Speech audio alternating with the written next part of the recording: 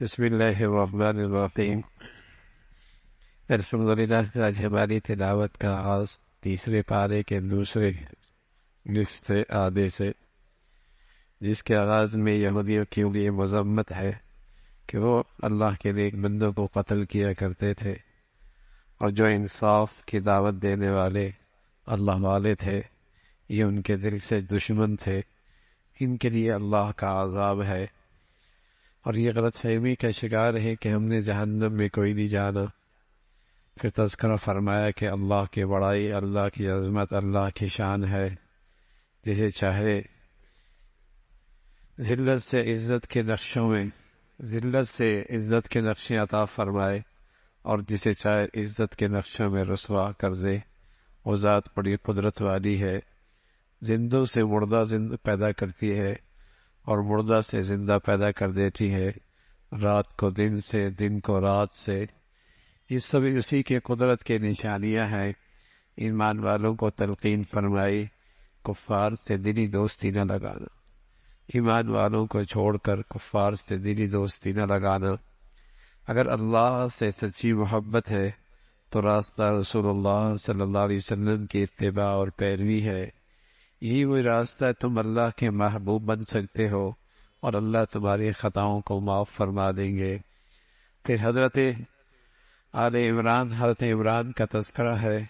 ان کے اہلیہ بھی بڑی نیک خاتون تھی، انہوں نے بہت عرصہ ہوا ان کی اولاد نہیں ہو رہی تھی، پھر اللہ کے سامنے انہوں نے نظر مانی، اے اللہ اولاد دے دے، بیٹا دے دے، میں تیرے بھائی کی خدمت کے لیے اسے وقف کر دوں۔ یہ بڑے اعزاز کی بات ہوتی تھی، کسی گھر، کسی خاندان، کسی کنبہ، کسی خاندان کا کوئی فرد اللہ کے گھر کی خدمت کرتا ہو، یہ بڑے اعزاز کی بات ہوتی تھی۔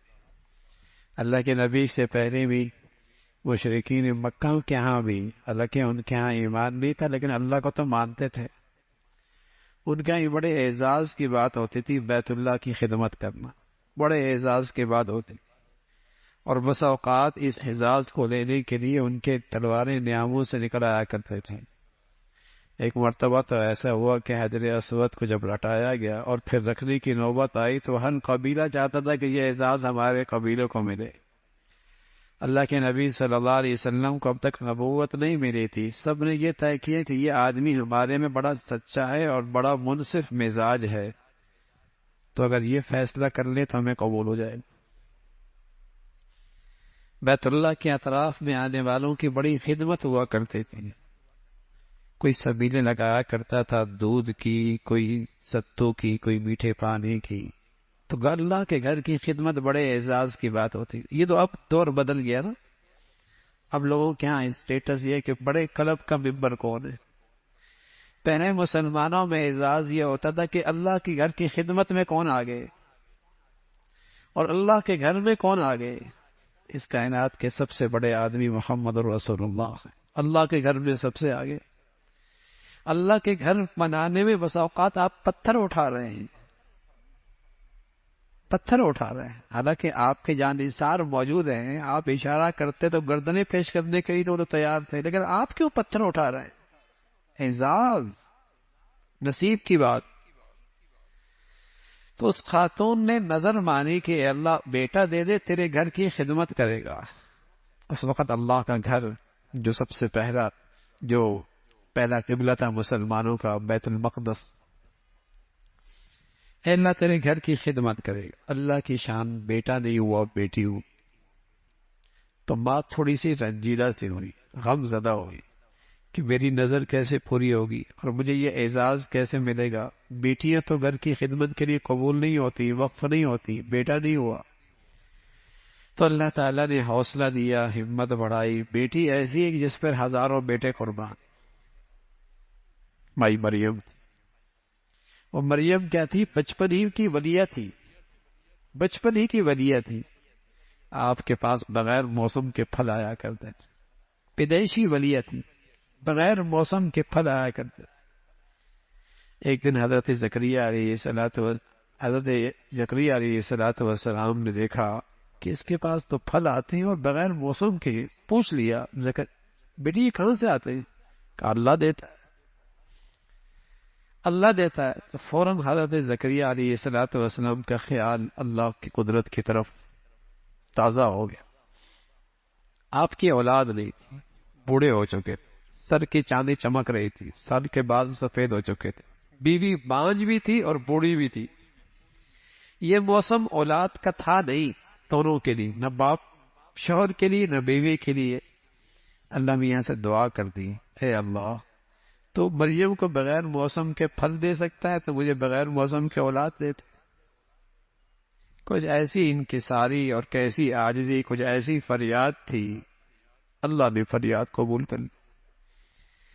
پوچھا کہ اللہ بیٹا تو ہوگا لیکن کیا میں جوان ہو جاؤں گا اور میری بیوی بھی جوان ہو جائے گی؟ فرمایا نہیں، دونوں بوڑھے رہو گے، اسی بڑھاپے کے اندر ہو، اسی بڑھاپے کے اندر ہوگی۔ اور ہوا بیٹا، اور بیٹا بھی پھر حضرت یحییٰ جیسا پاک دامن، عفیف، نیک سیرت، صالح، اللہ نے حضرت یحییٰ کی صورت میں بیٹا عطا فرمایا۔ تو یہ اللہ کی قدرت۔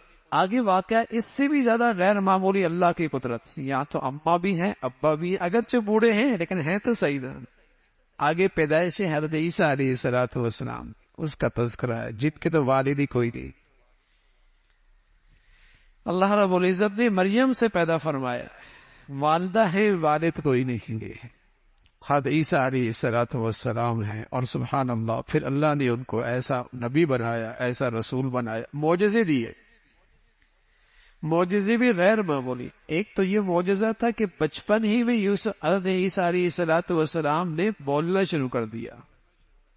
دوسرے معجزے دیے کہ آپ پرندہ مٹی سے بناتے، ہوا میں اڑاتے، اس میں زندگی آ جاتی تھی۔ کوئی مادر ذات اندھا پیدا ہوتا، آپ اس کی آنکھوں پہ ہاتھ لگاتے، بینائی واپس آ جاتی تھی۔ مردے کو آپ زندہ کر دیا کرتے تھے۔ اس زمانے کے اندر طب کا بڑا چرچا تھا، طبیب اپنی مہارت رکھتے تھے۔ اللہ رب العزت نے نبی کا معجزہ ایسا دیا کہ ساری دنیا کے طبیب اکٹھے ہو جائے، ایسا تو کوئی نہیں کر سکتا۔ معجزہ ہے ہوتا ہی ایسا ہے کہ وقت زمانے کے لوگ اس جیسا نہ کر سکے۔ طبیب کیا کر سکتا ہے؟ بینائی ٹھیک تو نہیں، ٹھیک کر سکتا ہے لیکن مادر ذات کو تو بینائی نہیں آ سکتی، مردے کو تو زندہ نہیں کر سکتا۔ لیکن اللہ نے حدیث علیہ السلام کو یہ سارے معجزے عطا فرمائے۔ یاد رکھیے گا، معجزہ اللہ کا قدرت کا شکار ہوتا ہے، اللہ کی قدرت ہوتی، نبی کے ہاتھ پہ ظاہر ہوتا ہے، نبی کے اختیار میں نہیں ہوتا۔ جب چاہے کوئی معجزہ دکھا دے، جب چاہے کوئی ولی کرامت دکھا دے، ایسا نہیں ہے۔ قدرت اللہ کی، آپ کی سچائی کے لیے، آپ کی سچائی کے اعلان کے لیے اللہ اس قسم کے معجزات دکھاتے ہیں، اپنے نبیوں کو دیتے ہیں۔ ہمارے نبی صلی اللہ علیہ وسلم کو بڑے غیر معمولی معجزے ملے، غیر معمولی معجزے ملے۔ ایک مرتبہ آپ نے انگلی ڈالی پانی میں اور بڑے لشکر نے پانی پی لیا، پانی ختم کوئی نہیں ہوا۔ ایک روایت میں آتا ہے ابراہیم ابو ہریرہ رضی اللہ تعالیٰ بھوک میں تھے، آپ علیہ السلام نے دیکھا کہ طالب علم تھے، یہ صفہ کے طالب علم تھے۔ نبی علیہ السلام کا پہلا تعلیمی ادارہ، دینی تربیت کا ادارہ تھا صفہ۔ یہ کماتے وقت کچھ نہیں تھے، بس جو بھیج دیتا تھا اس پہ گزارا ان کا ہوا کرتا تھا۔ تو آپ نے دیکھا کہ بھوک ہے، ساتھ گھر لے گئے تو ایک برتن میں دودھ موجود ہے۔ حضرت ابو ہریرہ خود فرمانے لگے، میں خوش ہو گیا، پیٹ بھر جائے گا۔ اتنے میں اللہ کے نبی صلی اللہ علیہ وسلم فرمایا، جتنے صفہ میں طلباء ہیں نا سب کو بلا دو، سب کو بلا دو۔ فرمایا میرے خیال میں آیا کہ تھا ہی تھوڑا سا، جب سب کو بلاؤں گا تو ظاہر ہے مجھے سب سے آخر میں ملے گا، میرے کیا بچے گا۔ لیکن اللہ کے نبی صلی اللہ علیہ وسلم کا حکم تھا، میں سب کو بلا کے لے آیا، مجھ سے کہا پلاؤ ان کو۔ اب میں ڈول لے کے پلا رہا ہوں، ایک کو پلایا، دوسرے کو پلایا، تیسرے کو پلایا، 10 کو پلایا، ڈول کا دودھ ختم نہیں ہو رہا۔ جب میری باری آئی، کہا پیو، میں نے پیا، کہا اور پیو، اور پیا، پھر نے کہا اور پیو، میں نے اور پیا۔ جب پھر فرمایا کہ اور پیو، میں نے کہا یا رسول اللہ اب گنجائش نہیں۔ پھر حضور علیہ السلام نے اسے پیا اور پھر ختم ہوا۔ معجزہ۔ اور بھائی وہ تو سارے معجزے آئے اور چلے گئے، لیکن قرآن کا معجزہ آپ نہیں دیکھا، صدیاں ہو گئی ہیں بھائی، اس کے ایک نقطے میں فرق نہیں ہے۔ اور اس معجزے کو نہیں دیکھتے. معصوم سا بچہ جس کی عمر 7 سال 8 سال وہ بھی اپنے سینے میں محفوظ کر لیتا ہے. مجالے آگے والا غلط پڑے پیچھے سے لقمہ دے گا, پیچھے سے غلطی بتائے گا. تو اللہ کے نبی صلی اللہ علیہ وسلم کو معجزے ملے. حضرت عیسیٰ علیہ الصلوۃ والسلام کے یہ معجزے تھے. پھر عیسائی یہودی آپ کے جانی دشمن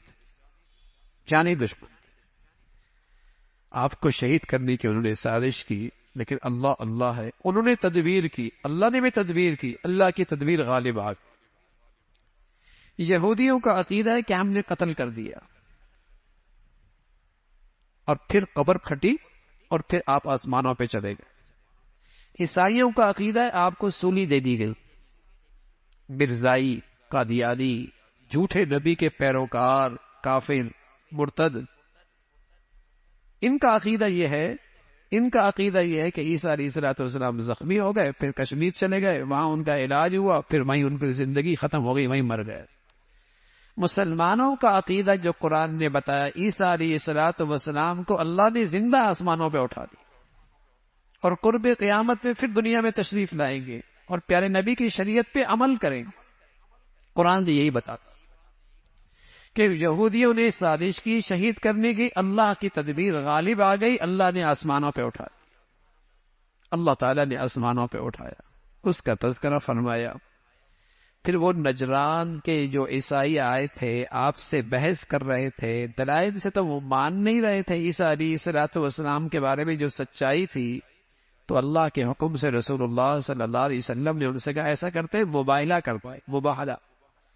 مباہلہ یہ ہوتا ہے کہ تم بھی اپنے گھر والوں کو بلاؤ, میں بھی اپنے گھر والوں کو بلاتا ہوں, ایک میدان میں اکٹھے ہو جاتے ہیں, اللہ سے دعا کرتے ہیں, اے اللہ جو ہم سے جھوٹا ہے اس پہ تو لعنت دے. یہودیوں کے اس وقت میں ان کے مذہبی پیشوا بھی موجود تھے. انہوں نے کہا نہیں یہ نہیں کرنا, مارے جاؤ گے. اس کا تذکرہ فرمایا. پھر فرمایا ان لوگوں کو دعوت دو اس کلمے کی جس کلمے کو عیسیٰ علیہ الصلوۃ والسلام بھی لے کے آئے, موسیٰ علیہ الصلوۃ والسلام بھی لے کے آئے, جس کلمے کا تذکرہ تورات میں بھی ہے, انجیل میں بھی ہے, توحید کا کلمہ ہے. انہیں اس کلمے کی طرف دعوت دو اور انہیں بتاؤ کہ ابراہیم علیہ الصلوۃ والسلام یہودی نہیں تھے, نصرانی نہیں تھے, وہ تو مخلص اور یکسو ہو کر مسلمان تھے. اس کا تذکرہ فرمایا. پھر فرمایا یہودی یہ سازش کرتے ہیں اور چاہتے ہیں جیسے یہ خوب گمراہ ہے مسلمان بھی ایسے ہی گمراہ ہو جائے. مسلمانوں کی زندگی میں یہی گمراہی ہے. یہ بس اوقات اسلام لاتے ہیں لیکن سازشی انداز میں کہ صبح اسلام لے آؤ, شام کو اسلام سے انکار کر دو تاکہ سادہ لوگ مسلمان بھی ان کی پیروی کرنے لگ جائے اور وہ بھی اسلام سے مرتد ہو جائیں. یہ ان کے سازشوں کا تذکرہ فرمایا. پھر اللہ رب العزت نے فرمایا کہ اللہ نے تو پیغمبروں سے عہد لیا تھا کہ اگر آخری نبی آئے گا تو اس کے پیروکار بننا. در حقیقت ان پیغمبروں کی امتوں کو تلقین ہے کہ آخری نبی کی پیروی کرنا سب کی فلاح اور نجات ہے. اب نجات کا راستہ ایک ہی ہے اور وہ محمد رسول اللہ صلی اللہ علیہ وسلم کی اتباع ہے. اللہ رب العزت کو جو دین پسند ہے وہ صرف دین اسلام. جو بھی اپنی غلطیوں پہ توبہ کرے گا, اپنی اصلاح کر لے گا, اللہ معاف فرما دے گا. اس اسلام کی قدر و قیمت کیا ہے اللہ نے یہ نہیں بتایا. کل قیامت میں نجات نہیں ہو, چاہے اس مسجد سے بھرا سونا بھی دے دو, بلکہ اس ملک کے بقدر سونا بھی دے دو. قرآن کہتا ہے ساری دنیا بھی سونے سے بھر دی جائے نا, تب بھی ہلاکت اور ناکامی سے کوئی چیز بچا نہیں سکتی. تو میرے عزیزوں کل پتہ چلے گا اسلام کتنی قیمتی دولت. فرمایا ساری دنیا دولت, ساری دنیا زمین و آسمان کی یہ ساری فضا سونے سے بھر جائے تب بھی نجات نہیں ملے. نجات کی شکل کیا ہے؟ اسلام کی زندگی, اسلام پہ خاتمہ. تب اندازہ ہوگا نعمت اسلام کیا دولت ہے. اللہ ہمیں قدردانی نصیب فرما دے. اللہ تعالیٰ ہمیں اس کی قدردانی نصیب فرما دے. میرے عزیزو چونکہ آج کی منڈیوں میں یہ دولت چلتی نہیں نا, تو پیدائشی مسلمانوں کو بس اوقات اس کی قدر بھی نہیں ہوتی. جن کا اسلام پہ کچھ لگا نہیں تو انہیں اس کی اہمیت اور عظمت بھی نہیں ہوتی. اور بس اوقات مسلمانوں کی اولادیں مسلمان نہیں رہتے، مسلمانوں کی اولادیں اسلام کے بارے میں شک میں مبتلا ہیں، مسلمانوں کی اولادیں قدر نہیں ہوتی۔ تو وہاں اللہ رب العزت بتا رہا ہے کہ اندازہ ہوگا کہ دولت ایمان اور نعمت اسلام کیا دولت ہے۔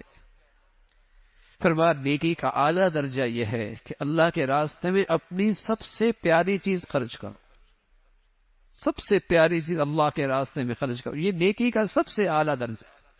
ویسے تو کچھ بھی خرچ کرو گے خلوص کے ساتھ اللہ قبول فرمائیں گے، لیکن اعلیٰ درجہ نیکی کا پانے کے لیے اپنی محبوب ترین چیز خرچ کرو۔ اور سبحان اللہ، صحابہ رضوان اللہ اجمعین پر جب یہ قرآن کی آیت اتری تو ہر ایک کی نظر پڑی کون سی چیز ان کی زندگی میں سب سے محبوب ہے۔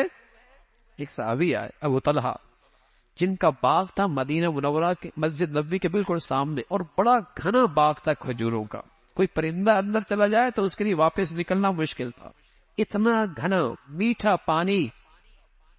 اس کا یا رسول اللہ، میں نے اپنے ساری مالیت میں نظر کی تو میرے کیا سب سے محبوب اور قیمتی چیز یہ باغ لگا ہے، اسے اللہ کے راستے میں قبول کر لی تھی۔ ایک کہا یا رسول اللہ، میری سواری، میرا گھوڑا جسے میں نے بڑی محبت سے پالا ہے لیکن مجھے پسند بہت ہے، لیکن میں نیکی کا اعلیٰ درجہ پانا چاہتا ہوں، اس کو اللہ کے راستے میں قبول کر لیجیے۔ اس انداز سے ہر ایک اپنی محبوب ترین چیز لے کے آئے۔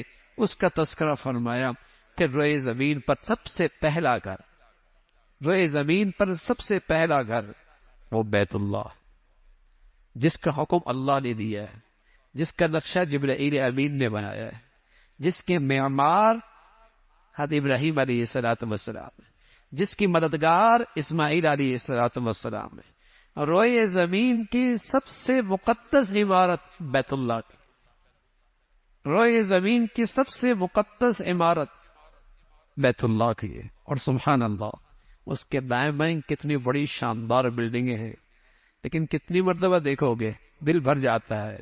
بیت اللہ ایسا ہے، کالے پتھروں سے ہے، کالا اوپر پردہ ہے، جو جتنا اسے دیکھتا ہے اتنی وہ اپنی طرف کھینچتا ہے، جتنا دیکھتا ہے اتنا اپنی طرف کھینچتا ہے۔ عجیب مقناطیسیت ہے اس کے اندر، جو جتنا اسے محبت اور عقیدت سے دیکھے گا، بس اوقات آدمی وہاں سے واپس آ رہا ہوتا ہے تو آنکھوں سے آنسو جاری ہو رہے ہوتے ہیں کہ اس سے جدا ہو رہا ہو۔ حالانکہ اس کے دائیں بائیں شاندار عمارتیں ہیں، لیکن جو اس کے اندر کشش ہے اور جو اس کے اندر نور ہے، تو روئے زمین کی سب سے مقدس عمارت بیت اللہ کی، اللہ کا پہلا گھر ہے۔ اس کا تذکرہ فرمایا، پھر ایمان والوں کو تلقین فرمایا، ایمان والو اللہ کے دشمنوں کی پیروی نہ کرنا ورنہ تم بھی ان جیسے ہو جاؤ۔ اللہ کی رسی مضبوطی سے پکڑو، قرآن مجید کو مضبوطی سے تھام لو، اور یہی راستہ ہے جس سے تم فرقہ پرستی سے محفوظ رہو، آپس میں ٹکڑے اور تقسیم سے محفوظ رہو۔ اللہ کا کلام قرآن مجید کو مضبوطی سے پکڑ لو۔ اللہ کا بڑا انعام ہے اہل ایمان پر، ایمان کے بعد سب سے بڑا انعام کہ مسلمانوں میں آپس میں اتفاق ہو، مسلمانوں میں آپس میں محبتیں ہو۔ مسلمانوں کی بڑی طاقت ہے تقوی اور آپس کا اتفاق، یہ مسلمانوں کی اجتماعیت کے سب سے بڑی طاقت۔ لیکن آج اسی طاقت کے خلاف ساری سازشیں، کہیں رنگ ہے، کہیں نسل ہے، کہیں برادری ہے، کہیں زبان ہے، کہیں وطنیت ہے، کہیں صوبائیت ہے، کوئی ذات ہے، پتہ نہیں کیا کیا بلائیں ہیں، اور نتیجہ کیا ہے کہ مسلمان ایک دوسرے سے نفرت کرنے والا، مسلمان ٹکڑیوں میں تقسیم ہے، آج تقسیم در تقسیم ہے۔ پھر فرمایا مسلمانوں میں ایک ایسی جماعت ہونی چاہیے جو خیر کی دعوت دینے والی ہو، بھلائی کی طرف بلانے والی ہو، جس کی زندگی کا مقصد ہی یہی ہو۔ یہی فلاح کا راستہ ہے۔ قیامت کا دن آنے والا ہے جہاں نیکیوں والوں کے چہرے چمکتے ہوں گے اور برائیوں کرنے والوں کے چہرے سیاہ ہوں گے۔ اللہ نے اس امت کو بڑی عظیم و شان امت بنایا ہے، اس لیے کہ اس امت کی خصوصیت تھی، جیسے پیغمبر انسانیت کے نفع کے لیے دنیا میں آتے ہیں، یہ امت بھی انسانیت کے نفع کے لیے پیدا ہو، اور سب سے بڑا نفع آخرت کی فلاح کا راستہ دکھانا، آخرت کی کامیابی کا راستہ دکھانا، سب سے بڑا نفع کا راستہ یہ۔ پھر فرمایا سارے اہل کتاب ایک جیسے نہیں ہیں، کوئی انصاف پسند بھی ہے، جو قرآن پر ایمان لے آتے ہیں، رسول پر ایمان لے کے آتے ہیں، ان کی تعریف فرمائی، برائیوں سے روکتے ہیں، اچھائیوں کی طرف بلاتے ہیں، ایمان والوں کی تلقین پر ایمان والوں کبھی کفار کو اپنا مشیر مت بناؤ اور ان کو رازدار مت بناؤ، اس لیے کہ وہ کبھی تمہارے لیے دل سے خیر خواہ نہیں ہو سکتے۔ اگر کافر اپنی کفر پر پکا ہے وہ کبھی مسلمانوں کا خیر خواہ نہیں ہو سکتا۔ تمہیں کوئی اچھائی پہنچ جائے تو انہیں بڑا برا لگتا ہے، اور تمہیں کوئی مصیبت آ جائے تو انہیں بڑی خوشی ہوتی ہے۔ کبھی کبھی اندر کا بغض اور کینہ ان کی زبانوں پہ آ جاتا ہے، لیکن جو ان کے دلوں میں ہے وہ زبانوں پہ آنے والے سے زیادہ ہے، اس کا تذکرہ فرمایا۔ پھر غزوہ بدر کا تذکرہ مختصر سا، جہاں اللہ کے نبی صلی اللہ علیہ وسلم اپنے سپاہیوں کو اور اپنی ساتھیوں کو مختلف جگہوں پہ کھڑا کر رہے، اور پھر اللہ کی مدد اور نصرت اس مختصر سی جماعت پر آئی کہ غزوہ بدر کی جو فتح ہوئی، اور یہ اسلام کا پہلا جو غزوہ تھا، اس فتح کی بنیاد افراد کی کثرت نہیں اور اسلحہ اور جسے کہیں کہ اسباب و وسائل کی کثرت نہیں، اس کی وجہ صرف اللہ اور اللہ کے رسول سے سچی وفاداری اور دین پر استقامت اور اللہ کی مدد اور نصرت، اس کی بدولت اللہ نے بدر کی شکل میں مسلمانوں کو پہلی فتح نصیب، ورنہ دشمن تعداد میں زیادہ تھے۔ یہاں اللہ کے فرشتے آسمان سے زمین پہ اترے، جس سے مسلمانوں کا حوصلہ اور بڑھ گیا، اور پھر اللہ نے اہل ایمان کو تلقین فرمائی، سود نہ کھاؤ، اللہ سے ڈرو، اللہ سے ڈرو۔ اور متقی لوگوں کا تذکرہ فرمایا کہ متقی لوگ کون ہوتے ہیں؟ جو ہر حال میں خرچ کرتے ہیں، غصے کو پی لیا کرتے ہیں، معاف کر دیا کرتے ہیں، احسان کیا کرتے ہیں، اور اگر ان سے کوئی گناہ ہو جائے گناہ پر اصرار نہیں کرتے، بلکہ ندامت اور شرمندگی کے ساتھ اللہ کی بارگاہ میں توبہ کرتے، ندامت اور شرمندگی کے ساتھ اللہ کے حضور توبہ کرتے ہیں۔ یہ متقی لوگ ہیں جو گناہوں پہ اصرار نہیں کرتے، ان کے لیے جنت ہے اور جنت کے انعامات ہیں۔ پھر غزوہ احد کا تذکرہ ہے تقریباً 55 آیات۔ یہ اہل ایمان کے لیے ایک بڑی آزمائش تھی، جیتی ہوئی جنگ اور جیتی ہوئی کامیاب جسے کہیں کہ بازی، مسلمان آزمائش کا شکار ہو گئے اور مسلمانوں کو شکست ہونے لگی، جیتی ہوئی بازی، اس کا تذکرہ، اور اس میں بہت کچھ نصیحت ہے اہل ایمان کے لیے، اور بہت کچھ ہدایت تھی مسلمانوں کے لیے، اور بڑی عبرت تھی اس میں مسلمانوں کے لیے، اور اس میں بڑے نصائح تھے اہل ایمان کے لیے۔ ایک بڑا مقصد تو اس میں یہ تھا کہ جب شکست ہو رہی ہے اور مسلمان زخمی ہو رہے ہیں اور شہداء کی تعداد بڑھ رہی ہے، تو کون ایمان پہ جمع رہتا، تاکہ پتہ لگے ایمان اور منافق واضح فرق معلوم ہو جائے۔ دوسرا فرمایا اس کا مقصد یہ تھا کہ مسلمانوں میں سے کچھ لوگ تھے جن کو اللہ شہادت کا مرتبہ دینا چاہتا تھا، شہادت کا مرتبہ دینا چاہتا تھا۔ اور تیسری بات فرمائی کہ میدانوں کے اندر یہ چیز ہوتی ہے، کبھی کوئی جیتتا ہے کبھی کوئی جیتتا ہے، کبھی کوئی جیتتا ہے کبھی جوتا ہے، یہی تو آزمائش ہے، یہی تو آزمائش ہے، اس کا تذکرہ فرمایا۔ لیکن ساتھ فرمایا ایمان والو، اگر تم ایمان کے تقاضے پورے کرو گے، کامل طور پہ ایمان کے تقاضے کرو گے، تو غالب تم ہی رہو، وَأَنْتُمُ الْأَعْلَوْنَ إِن كُنتُم مُؤْمِنِينَ، ایمان والو غالب تم ہی رہو گے اگر تم نے ایمان کے تقاضے پورے کیے۔ آج جو ذلت اور رسوائی ہے اس کی وجہ یہ ہے آج مسلمان دینی ایمانی زندگی سے بہت دور جا چکا ہے۔ فرمایا وَلَا تَهِنُوا وَلَا تَحْزَنُوا، غم نہ کرو، ہمت نہ ہارو، تم ہی سر بلند رہو گے اگر ایمان کے تقاضے پورے کیے۔ اگر آج ان کو تمہیں زخم لگا ہے، اس سے پہلے انہیں بھی تو زخم لگے ہیں، اور تم میں سے اللہ میاں بہت ساروں کو شہادت کا مرتبہ دینا چاہتا ہے۔ آپ علیہ الصلوۃ والسلام کے بارے میں خبر آ گئی کہ آپ شہید ہو گئے، جس سے مسلمانوں کے تاکہ حوصلے پست ہو جائیں۔ ان کو چاہت، ان کی سازش یہ تھی، لیکن اللہ رب العزت نے اس کو مسلمانوں کی تربیت کا ایک اصول بنا دیا اور مسلمانوں کو تلقین فرمائی کہ محمد صلی اللہ علیہ وسلم بھی دیگر رسولوں کی طرح ایک رسول ہیں، جیسے پہلے آئے تھے آپ بھی چلے جائیں گے، لیکن کیا آپ چلے جائیں گے، آپ دین چھوڑ دیں گے؟ دین تو نہیں چھوڑنا، تم تو محمد رسول اللہ صلی اللہ علیہ وسلم کے بارے میں عقیدہ رکھو کہ جیسے پہلے رسول آئے آپ بھی تشریف لے جائیں گے۔ اسی کا تذکرہ فرمایا۔ پھر اللہ اور اللہ کے رسول کے اطاعت ہے۔ جب مسلمانوں کو احد کے موقع پہ شکست سے دوچار ہونا پڑا اور 70 ساتھی شہید ہوئے، جن میں حضرت حمزہ رضی اللہ تعالیٰ عنہ بھی ہیں، جو سید الشہداء ہیں، آج بھی احد میں ان کی قبر موجود ہے، آج بھی وہاں ان کی قبر موجود ہے۔ بڑی مسلمانوں پر ایک آزمائش آئی، جیتی ہوئی جنگ مسلمانوں کے لیے شکست کا باعث بن گئی، لیکن جیسی ہی یہ حالات آئے اللہ نے کفار کے دل میں رعب ڈالا، وہ بھاگ کھڑے ہوئے۔ بعد میں جب دور جا کے پہنچے تو انہیں خیال آیا کہ اچھا موقع تھا، آج اسلامی فوج کو بالکل نیست و نابود کر دیتے اور ان کو ملیا میٹ کر دیتے۔ واپس آنے لگے۔ جیسے واپس آنے لگے ادھر اللہ کے نبی صلی اللہ علیہ وسلم کو اللہ نے بتا دیا کہ وہ آ رہے ہیں، تو آپ نے اپنا لشکر تیار کیا اور آپ نے اعلان کر دیا کہ جو ساتھی احد میں شریک تھے دوبارہ میدان کے لیے تیار ہو جائیں۔ سبحان اللہ، 70 ساتھیوں کو ابھی ان کی تدخین ہوئی، باقی ساتھی زخموں سے دوچار ہیں اور باقی تھکاوٹ اپنی جگہ پر، لیکن وہ اللہ کے نبی کے مخلص وفادار پھر ساتھ کھڑے ہو گئے۔ اور تقریباً مدینہ سے 7 کلومیٹر دور ایک مقام تھا حمراء الاسد، وہاں تک پہنچے، لیکن اللہ رب العزت نے کفار کے دل میں ایسا رعب ڈالا وہ بھاگ نکلے، اور اللہ رب العزت نے مسلمانوں کو وہ فتح نصیب فرمائی، اس کا تذکرہ اور پھر اہل ایمان کی تعریف فرمائی۔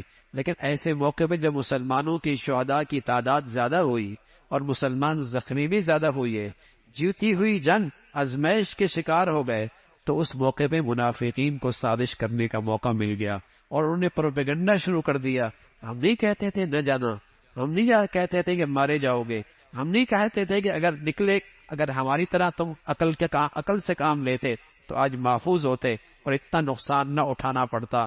تو اللہ رب العزت نے ان منافقین کو جواب دیا، موت تو تمہارے گھر میں بھی آ جائے گی، موت تو تمہارے محفوظ قلعوں کے اندر بھی آ جائے گی، اور اگر آئے گی تو کون ہے تمہیں موت سے بچانے والا، اس کا تذکرہ فرمایا۔